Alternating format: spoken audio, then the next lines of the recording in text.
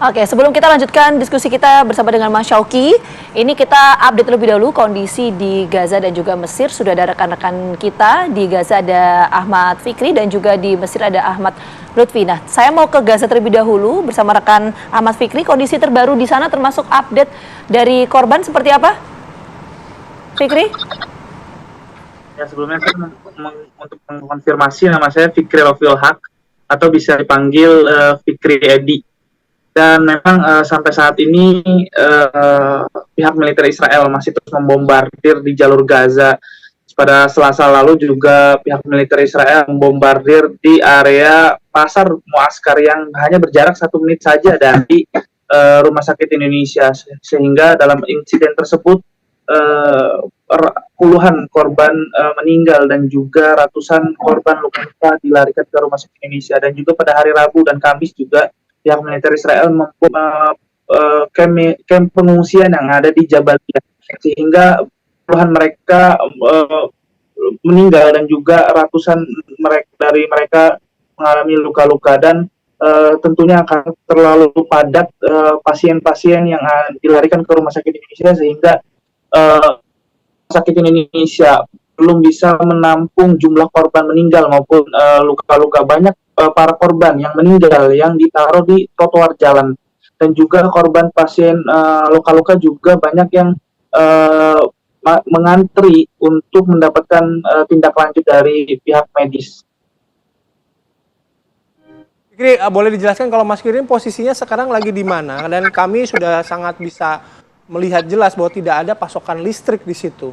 Apa yang terjadi mungkin di lokasi Mas Fikri saat ini berada? Ya, memang kami relawan Mercy dan 2 relawan Mercy lainnya tinggal di Wisma Dr. Jose Rizal yang masih satu lingkungan dengan Rumah Sakit Indonesia.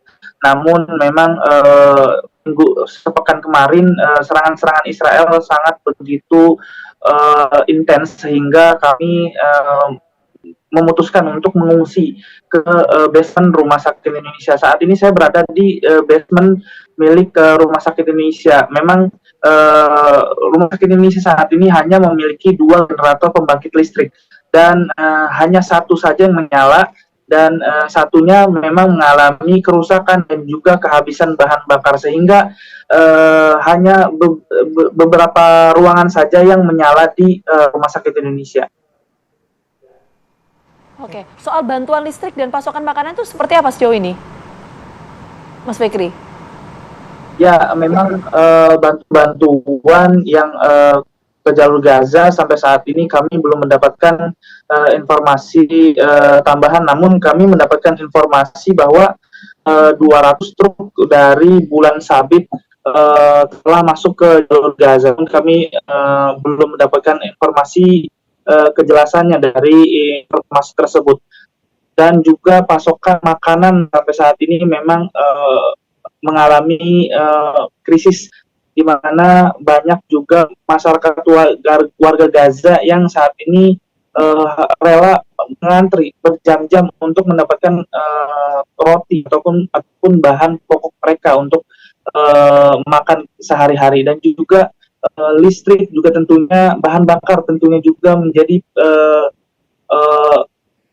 kendala sampai saat ini. Mercy juga sampai saat ini masih terus mencari bahan bakar yang ada di jalur Gaza Utara. Namun sampai saat ini jalur Gaza Utara memang benar-benar kondisinya kondusif, sehingga banyak juga BBM yang toko Pertamina BBM yang juga tutup, dan juga banyak yang sudah habis sampai saat ini.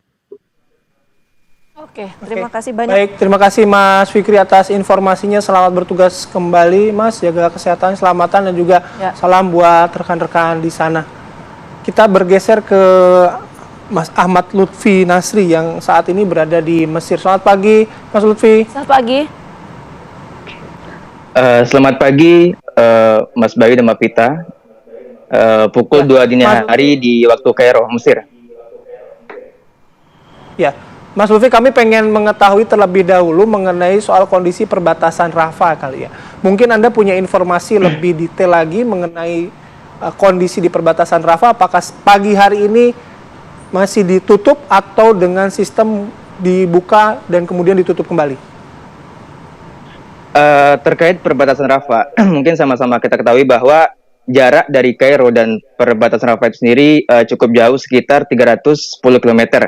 Dan untuk saat ini terhitung per 1 November, melalui mediasi Qatar dan Amerika Serikat, Hamas, Mesir, dan Israel mengizinkan membuka untuk pintu perbatasan Rafah untuk melakukan evakuasi terhadap warga Palestina yang terluka dan warga negara asing atau WNA, atau juga termasuk warga Palestina yang memiliki kebangsaan ganda untuk dievakuasi ke Mesir, Mas.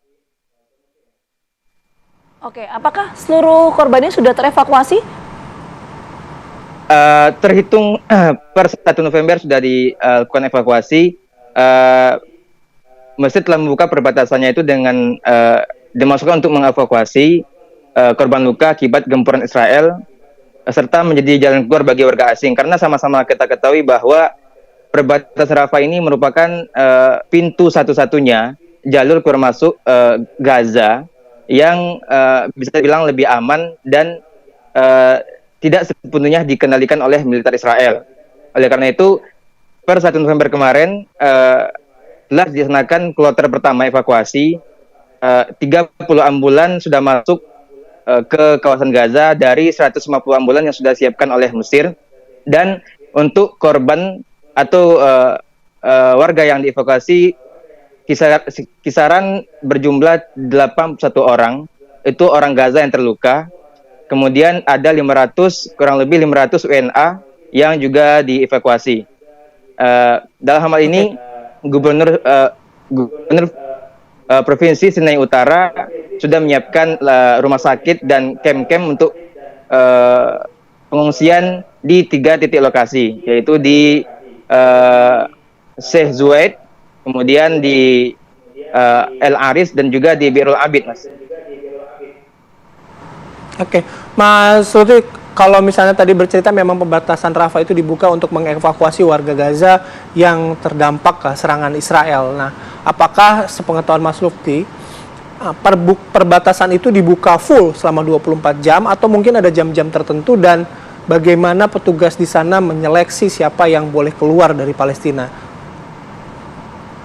Nah, untuk hal ini perbatasan Rafah tersebut dibuka sampai waktu yang tidak ditentukan, karena juga ada aturan tertentu dari pihak Israel. Mereka mengajukan syarat bahwa yang boleh dievakuasi dari warga Palestina hanya yang terluka parah. Kemudian juga yang boleh dievakuasi itu WNA atau warga negara asing yang sudah berada di Palestina atau Gaza, atau warga negara Palestina yang berkebangsaan ganda. Bahkan juga untuk penyaluran donasi bantuan, Israel juga memberikan SOP bahwa bantuan ini, karena sempat bantuan yang akan disalurkan ke Gaza sempat tertunda, sempat terhalang karena dihambat oleh pihak Israel, karena mereka mengkhawatirkan bahwa semua donasi bantuan ini harus hanya disalurkan kepada warga sipil Palestina dan jangan sampai jatuh ke tangan pihak Hamas. Begitu ya informasi yang saya dapat, Mas. Oke, baik, terima kasih Mas Lutfi atas informasinya pagi hari ini. Selamat beraktivitas kembali, Mas. Salam sehat. Assalamualaikum warahmatullahi wabarakatuh. Ya, kami Baik, juga Mas, sudah terima terhubung kasih. dengan Ustadz Dasat Latif. Selamat pagi, Assalamualaikum, Ustadz. Assalamualaikum. Oke. Mari kita menunggu ya. Ya. Nanti Ustadz Dasat Latif akan bergabung bersama kami. Saya kembali ke Mas Syauqi. Mas Syauqi, kalau tadi bicara soal boikot produk Israel, sebelum soal implementasi, mungkin kita harus tahu dulu ya background dari peran Israel itu seberapa signifikan sih sebagai negara eksportir. Nah, itu dulu mungkin.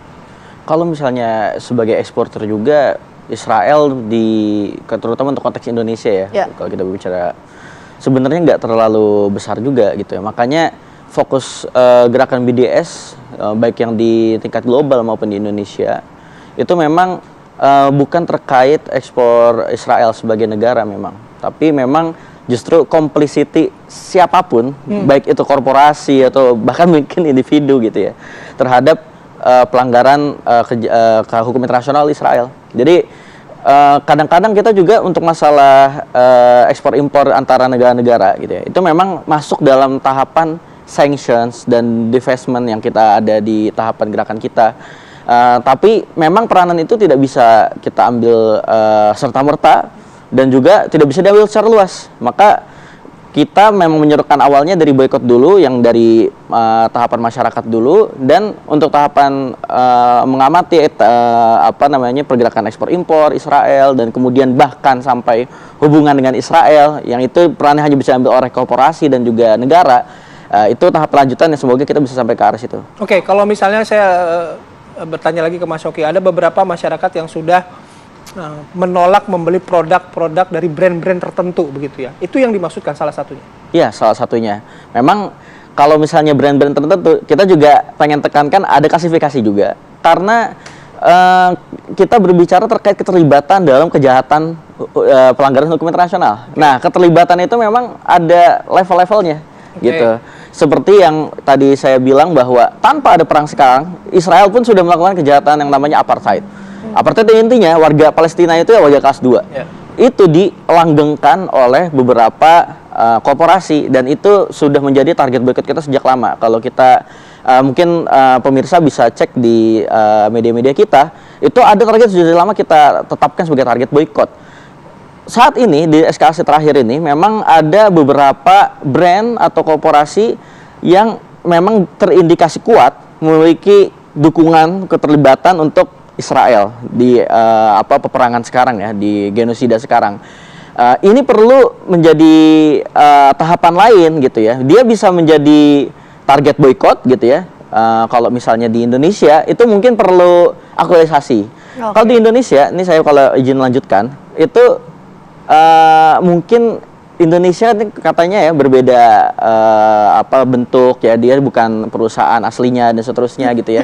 Ya, tetapi kita bisa memberikan tekanan supaya Indonesia cabang-cabangnya perusahaan itu bisa memberikan sikap yang lebih baik, suportif terhadap Palestina gitu. Ya, oke.